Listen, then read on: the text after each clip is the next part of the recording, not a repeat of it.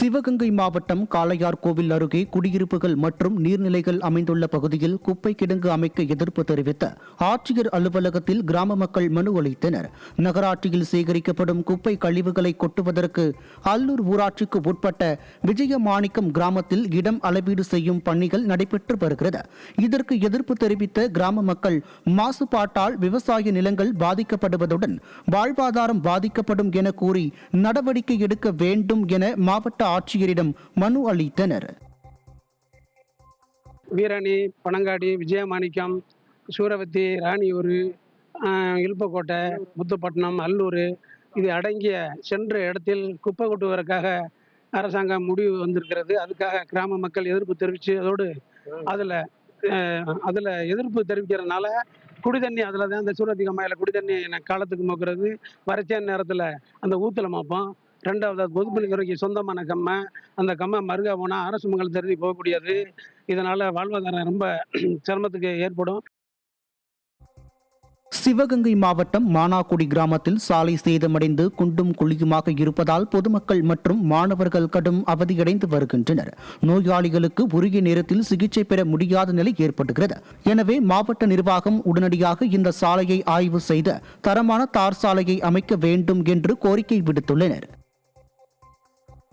சேலம் தாரமங்கலம் அருகே உள்ள பவளத்தானூர் லட்சுமி தொடக்க வேளாண்மை கூட்டுறவு கடன் சங்கத்தின் முன்பு தமிழக அரசை கண்டித்து விவசாயிகள் போராட்டத்தில் ஈடுபட்டனர். பயிர்க்கடனை முழுமையாக தள்ளுபடி செய்ய வேண்டும் என்றும் தேர்தல் வாக்குறுதியை நிறைவேற்றும் வரை பயிர்க்கடனை கட்ட மாட்டோம் என்றும் விவசாயிகள் முழக்கமிட்டனர். திண்டுக்கல் புனித வளனார் பேராலயத்தில் தலித் கிறிஸ்தவர்களுக்கு எஸ்சி அந்தஸ்து மற்றும் 4.6% உள் ஒதுக்கீடு வழங்க வலியுறுத்தி கருப்பு தின கண்டன ஆர்ப்பாட்டம் நடைபெற்றது. குடியரசுத் தலைவர் ஆணையால் தலித் கிறிஸ்தவர்களுக்கான உரிமைகள் மறுக்கப்பட்டதை சுட்டிக்காட்டி பேராலயத்தில் கருப்பு கொடி ஏற்றியும் கருப்பு பலன்களை பறக்கவிட்டும் போராட்டத்தில் ஈடுபட்டனர். தீண்டாமை மற்றும் சமூக புறக்கணிப்பால் பாதிக்கப்படும் தங்களுக்கு நீதிமன்ற உத்தரவுப்படி உடனடியாக எஸ்சி அந்தஸ்து வழங்க வேண்டும் என அவர்கள் வேதனையுடன் வலியுறுத்தினர். தர்மபுரி மாவட்டம் பொம்மிடியில் ரயில்வே சுரங்கப்பாதையை விரிவுபடுத்த கோரி அனைத்து கட்சி சார்பில் கண்டன ஆர்ப்பாட்டம் நடைபெற்றது. சுரங்கப்பாதையை நீட்டிப்பு செய்ய சுமார் 20 மீட்டர் தொலைவில் பாலம் கட்ட குழி தோண்டப்பட்டு வருகிறது. இந்த சுரங்கப்பாதையை பொதுமக்களின் போக்குவரத்துக்கு இடையூறு இல்லாமல் அகலப்படுத்தி கொடுக்க வேண்டும் உள்ளிட்ட கோரிக்கைகள் வலியுறுத்தி பொம்மிடி ரயில் நிலையம் முன்பு ஆர்ப்பாட்டத்தில் ஈடுபட்ட அனைத்து கட்சியினரும் பின்னர் மாவட்ட ஆட்சியர் அலுவலகத்தில் மனுவாக வழங்கினர். தென்காசி மாவட்டம் சிவகிரி இந்தியன் வங்கி அருகே மத்திய அரசை கண்டித்து விவசாய சங்கம் சார்பாக மாபெரும் கண்டன ஆர்ப்பாட்டம் நடைபெற்றது. இதில் திரளான விவசாயிகள் பங்கேற்று மத்திய அரசின் விவசாய விரோத தொழிலாளர் விரோத கொள்கைகளை கண்டித்து கண்டன முழக்கம் எழுப்பப்பட்டது. மேலும் மத்திய மாநில அரசு மாற்றுத்திறனாளிகளுக்கு மாதாந்திர உதவித்தொகையை உயர்த்தி வழங்க வேண்டும், மாற்றுத்திறனாளிகளுக்கும் 100 நாள் வேலை திட்டத்தில் போதுமான பணிகள் வழங்க வேண்டும் என்று வலியுறுத்தப்பட்டது. கோவை பொண்டிப்புதூரில் ரயில்வே மேம்பாலம் அமைக்க கோரி மாநகராட்சி கிழக்கு மண்டல அலுவலகம் முற்றுகையிடப்பட்டது. சூர்யா நகர் பகுதியில் ரயில்வே மேம்பாலம் அமைக்க வலியுறுத்தி நடைபெற்ற முற்றுகை போராட்டத்தின் போது 2011 அதிமுக ஆட்சியில் ரயில்வே மேம்பாலம் அமைக்க உத்தரவு போடப்பட்ட நிலையில் திமுக ஆட்சியில் அது கைவிடப்பட்டதாக கண்டனம் தெரிவிக்கப்பட்டது. மேம்பாலம் இல்லாததால் சுற்றுப்புற பகுதியினர் பாதிக்கப்படுவதாகவும் மக்கள் வேதனை தெரிவித்தனர். பழங்குடியினர் சாதி சான்றிதழ் வழங்காததை கண்டித்து திருவாரூர் மாவட்ட ஆட்சியர் அலுவலகம் முன்பு பள்ளி மாணவர்களுடன் பழங்குடியின பொதுமக்கள் ஆர்ப்பாட்டத்தில் ஈடுபட்டனர். குடவாசல் வட்டத்தில் திருவேலி, மிளசை மற்றும் மஞ்சக்குடி பகுதியில் வசிக்கும் பழங்குடியின மக்கள் சாதி சான்று கோரி பல்வேறு அதிகாரிகளிடம் மனு அளித்தும் நடவடிக்கை எடுக்கப்படவில்லை. இதனை கண்டித்து ஆர்ப்பாட்டத்தில் ஈடுபட்ட பழங்குடியின மக்கள் தங்கள் பிள்ளைகள் மேற்படிப்பிற்கு சாதி சான்று அவசியம் என வலியுறுத்தினர். பழங்குடியினர் சாதி சான்றிதழ் இதுவரைக்கும் அரசு கொடுக்காம இருக்கு. இது தொடர்பாக மாவட்ட ஆட்சியர்கிட்ட பலமுறை மனு கொடுத்திருக்கோம். தமிழக அரசு பழங்குடியினர் நல ஆணையத்துக்கும் பலமுறை மனு செஞ்சிருக்கோம். இதுவரைக்கும் சாதி சான்றிதழ் எங்களுக்கு வழங்காம இருக்கிறதுனால இதனால கல்வி, வேலை வாய்ப்பு போன்ற அரசு நலத்திட்டங்கள்லாம் கடுமையாக பாதிக்கப்படுது. அதனால எங்களோட வழிகளை தமிழக அரசுக்கு கவனத்தில் கொண்டு இதற்கு உடனடியாக சாதி சான்றிதழை வழங்கணும், பழங்குடியினர் சாதி சான்றிதழ் வழங்கணும் அப்படின்னு கோரிக்கை வைக்கிறோம். திண்டுக்கல் மாவட்டம் சின்னாளப்பட்டியை அடுத்த அம்பாத்துறை அருகே சிறுநாய்க்கன்பட்டி பகுதியில் ஒடிசாவில் இருந்து கடத்தி வரப்பட்ட 20.5 கிலோ கஞ்சா பறிமுதல் செய்யப்பட்டது. கடத்தலில் ஈடுபட்ட 5 பேர் கைது செய்யப்பட்ட நிலையில் 2 இருசக்கர வாகனமும் பறிமுதல் செய்யப்பட்டது. கஞ்சா கடத்தல் மற்றும் விற்பனைக்கு எதிராக மேற்கொள்ளப்பட்ட சிறப்பு நடவடிக்கைகளில் கடந்த வாரத்தில் மட்டும் 84 பேர் கைது செய்யப்பட்ட 69 வழக்குகள் பதிவு செய்யப்பட்டு அவர்களிடம் இருந்து 42 கிலோ கஞ்சா, 2 கார்கள் மற்றும் 10 இருசக்கர வாகனங்கள் பறிமுதல் செய்யப்பட்டுள்ளதாக தெரிவிக்கப்பட்டுள்ளது. டாஸ்மாகில் காலி மது பாட்டில்களை திரும்ப பெறும் திட்டத்தை கைவிட கோரியும் ஆன்லைன் மூலம் விற்பனை செய்யும் முயற்சியை கைவிட வேண்டும் உள்ளிட்ட பல்வேறு கோரிக்கைகளை வலியுறுத்தி தமிழக அரசை கண்டித்து தர்மபுரியில் 59 அரசு மதுபான கடை ஊழியர்கள் 100க்கும் மேற்பட்டோர் மாவட்ட மேலாளர் அலுவலகம் முன்பு கண்டன ஆர்ப்பாட்டத்தில் ஈடுபட்டனர். மேலும் திட்டத்தை திரும்ப பெறவில்லை எனில் வருகின்ற 25ஆம் தேதி முதல் தொடர் வேலை நிறுத்தம் செய்ய போவதாக தெரிவித்தனர். புதுக்கோட்டை மாவட்டம் அறந்தாங்கியில் நள்ளிரவில் ஏற்பட்ட மின்தடையை சரி செய்ய மின்மாற்றியில் ஏறிய மின்வாரிய கேங்மேன் மின்சாரம் தாக்கி உயிரிழந்தார்.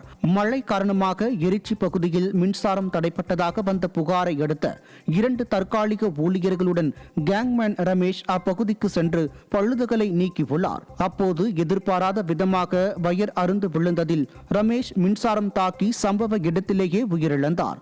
தகவல் அறிந்து வந்த போலீசார் உடலை கைப்பற்றி உடற்கூறாய்விற்காக அனுப்பி வைத்தனர். தாவேக அரசு தனது தேர்தல் வாக்குறுதியில் அளித்த மீண்டும் பழைய ஓய்வூதிய திட்டத்தை உடனே அமல்படுத்த வேண்டும். 70 வயது நிறைவு பெற்ற ஓய்வூதியர்களுக்கும் குடும்ப ஓய்வூதியர்களுக்கும் ஓய்வூதியத்தை 10% உயர்த்தி வழங்க வேண்டும் என்பன போன்ற 9 அம்ச கோரிக்கைகளை வலியுறுத்தி கன்னியாகுமரி மாவட்டம் நாகர்கோவிலில் தமிழ்நாடு அனைத்து ஓய்வூதிய சங்கங்களின் கூட்டமைப்பு சார்பில் ஆர்ப்பாட்டம் நடைபெற்றது. இதில் 300க்கும் மேற்பட்டோர் கலந்து கொண்டனர்.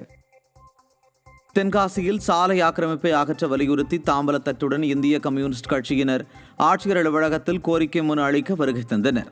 வாய்க்கால் பாலம் முதல் குத்துக்கள் வலசை வரை சாலை ஆக்கிரமிப்பை அகற்ற வலியுறுத்தி பலமுறை புகார் அளித்தும் நடவடிக்கை எடுக்கப்படாததை கண்டித்து தாம்பூலத்தட்டில் பழங்கள், வெற்றிலை பாக்கு, மாலை மற்றும் கோரிக்கை மனுவை வைத்து இந்திய கம்யூனிஸ்ட் கட்சியினர் நூதன முறையில் மனு அளிக்க ஆட்சியர் அலுவலகத்திற்கு வருகை தந்தனர். கோவை மாவட்டம் பொள்ளாச்சி அருகே தோட்டத்தில் கஞ்சா செடி வளர்த்த வடமாநில தொழிலாளி கைது செய்யப்பட்டார். காசிப்பட்டணம் பகுதியில் செல்வகுமார் என்பவருக்கு சொந்தமான தோட்டத்தில் கஞ்சா செடி இருப்பதாக கிடைத்த தகவல் அடிப்படையில் விசாரணை நடத்திய போலீசார் கஞ்சா செடி வளர்த்து வந்த மேற்கு வங்கத்தை சேர்ந்த இளைஞரை கைது செய்ததுடன் 6 அடி உயரத்திற்கு வளர்க்கப்பட்ட கஞ்சா செடியை கைப்பற்றினர். திருச்சியில் அனுமதி பெறாமல் செயல்படும் நகை தர பரிசோதனை மையங்கள் மீது கடும் நடவடிக்கை எடுக்க கோரிக்கை எழுந்துள்ளது. மாநகரின் மையப்பகுதியில் இயங்கும் இந்த மையங்கள் நகை கடைகளுடன் ஒப்பந்தம் ஏற்படுத்திக் கொண்டு நகைகளை குறைவாக மதிப்பிட்டு ரசீது தருவதாகவும் இதனால் தங்களுக்கு பெருமளவு இழப்பு ஏற்படுவதாகவும் மக்கள் சாடுகின்றனர். எனவே இத்தகைய பரிசோதனை மையங்கள் மீது தகுந்த நடவடிக்கை எடுக்க மக்கள் வலியுறுத்துகின்றனர். இந்த டெஸ்டிங் கடைங்க பூரா பார்த்தீங்கன்னா திருச்சியில் ஒரு 10 கடை இருக்குங்க. இந்த 10 கடைக்கும் எந்த மத்திய அரசோ மாநில அரசோ எந்த அங்கீகாரமும் கிடையாது. இவங்க ஒரு மிஷினை வச்சுட்டு இவங்க ஒரு தர சான்றிதழை பில்லை கொடுக்குறாங்க. இதை பொதுமக்கள் நம்பி ஏமாறுறாங்க. ஒரு நகைத்தொழில் செய்கிற நானே கிட்டத்தட்ட ஒரு 9% ஏமாந்துருக்கேன். அதில் பார்த்தீங்கன்னா ஒரு கிராமுக்கு 1500 ரூபா கிட்ட பிரச்சனைகள் இது வந்துச்சு. இது சம்மந்தமாக அவர்கிட்ட கேட்டோன்னே இவர் சொன்னார்னு சொல்லி அவர் போட்டு கொடுத்தேன்னு சொல்கிறாரு அந்த டைமண்ட் டெஸ்டிங்காரவங்க. அதனால் பொதுமக்கள் விற்கவோ வாங்கவோ வர்றப்போ இந்த டெஸ்டிங் கடைகளும் உண்மையான நம்பகத்தன்மை இல்லை. கடலூர் மாவட்டம் நெல்லிக்குப்பம் நகராட்சி 24வது வார்டு திருவள்ளுவர் நகரில் உள்ள பொது கழிவறையை கடந்த 4 ஆண்டுகளாக பூட்டி கிடக்கிறது. நகராட்சி நிர்வாகம் நடவடிக்கை எடுக்காததால் கழிவறையை உடனடியாக திறந்து பயன்பாட்டிற்கு கொண்டு வர கோரியும் கழிவுநீர் கால்வாய் அமைத்து தர கோரியும் 50க்கும் மேற்பட்ட பொதுமக்கள் மாவட்ட ஆட்சியரிடம் மனு அளித்தனர். சிவகங்கை மாவட்டம் மானாமதுரையில் தனிப்படை காவல்துறையினர் தாக்கியதால் உயிரிழந்ததாக கூறப்படும் இளைஞர் ஆகாஷ் டெலிசன் கொலை வழக்கில் 150 நாட்களுக்கு மேலாகியும் தொடர்புடைய நபர்கள் மீது நடவடிக்கை எடுக்கவில்லை என பெற்றோர் குற்றம் சாட்டியுள்ளனர். கொலை வழக்கை விசாரிக்கும் சிபிசிஐடி காவல்துறையினர் குற்றம் சாட்டப்பட்ட தனிப்படை காவலரை கைது செய்யாமலும் குற்றப்பத்திரிகை நகலை வழங்காமலும் அவர்களை காப்பாற்ற முயல்வதாக கூறி மாவட்ட ஆட்சியரிடம் அவர்கள் மனு அளித்தனர். உடனடியாக தொடர்புடைய காவல்துறையினரை கைது செய்து குற்றப்பத்திரிகை நகலை பெற்றுத்தர வேண்டும் என ஆகாஷின் பெற்றோர் வலியுறுத்தியுள்ளனர்.